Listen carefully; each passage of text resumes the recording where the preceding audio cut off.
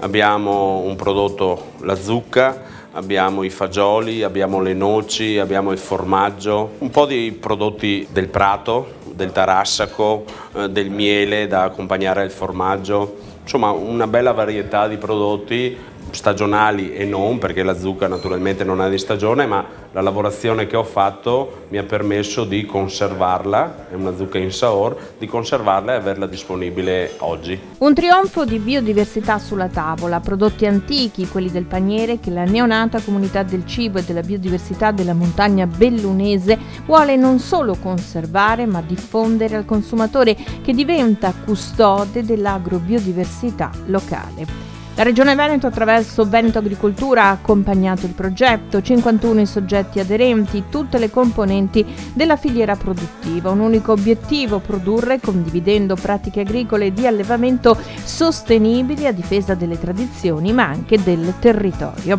Il 20 maggio è la giornata della biodiversità. Abbiamo un territorio ricchissimo all'interno del quale in questi anni si sono susseguiti una serie di progetti di recupero e valorizzazione della biodiversità che attraverso questo progetto intendiamo sostenere e valorizzare proprio per consentire agli agricoltori e agli allevatori di poter mantenere nel tempo la loro realtà, perché uno dei problemi grossi è quello nel nostro territorio naturalmente, visto che si tratta di aziende molto piccole, spesso a conduzione familiare, è quello di riuscire a trarre dall'agricoltura e dall'allevamento un reddito sufficiente a sostenere nel lungo periodo l'attività stessa. C'è necessità di fare massa critica con i prodotti in modo da agevolare l'acquisto da parte del consumatore e l'acquisto da parte degli stessi ristoratori. Cerchiamo di valorizzare anche quello che il territorio ci dà, come le capre al pascolo, i nostri fieni, e allevare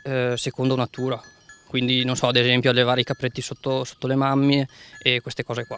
La qualità del prodotto cambia perché comunque animali che allevati in questo modo sono meno stressati e producono sicuramente un latte più buono. L'apicoltura è determinante nella conservazione della biodiversità. Il prodotto miele esce da una filiera naturale, cioè è l'ape che produce il miele, non ci sono altri artifici di supporto. In questa cooperativa lattiero-casearia si segue la tecnica tradizionale per la produzione di formaggi. Grazie alla biodiversità e alla varietà delle razze bovine si ottengono prodotti di migliore qualità, mescolando i diversi tipi di latte che afferiscono dai vari allevamenti. Ogni giorno il formaggio, pur mantenendo lo stesso metodo di lavorazione, ha sempre delle tipicità diverse, uniche e irripetibili. Questa è la testimonianza che un prodotto è artigianale. Il bellunese e i suoi frutti tipici, noci e castagne. Viene definito l'albero del pane proprio perché in passato questa pianta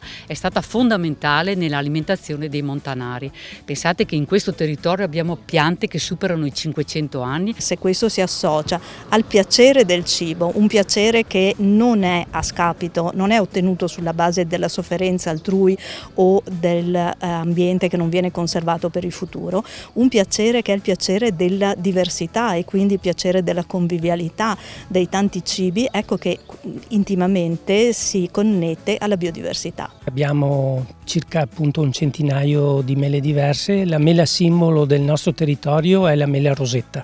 Si chiama rosetta, è una mela piccolina schiacciata, e quando la pianta è matura, le mele sono mature nella pianta, viste da lontano sembrano tante roselline. Un patrimonio di biodiversità che trova valorizzazione anche nella vendita in esclusiva. Questa è la forza di mantenere il nostro territorio, far vendere il nostro territorio, perché se non vendiamo il nostro territorio va a morire tutto qua, le nostre tradizioni, le nostre antiche ricette, antiche varietà, la soddisfazione è recuperare tutte quelle tradizioni di una volta. Direttamente coinvolti nei progetti di tutela e diffusione della biodiversità promossi da Veneto Agricoltura gli istituti agrari. Gli studenti sono i primi fruitori anche di ciò che praticano. Si tratta di seguire le piante, di mantenerle in uno stato di conservazione, di vitalità, ma anche di caratterizzarle, cioè risalire alle caratteristiche anche genetiche di queste piante,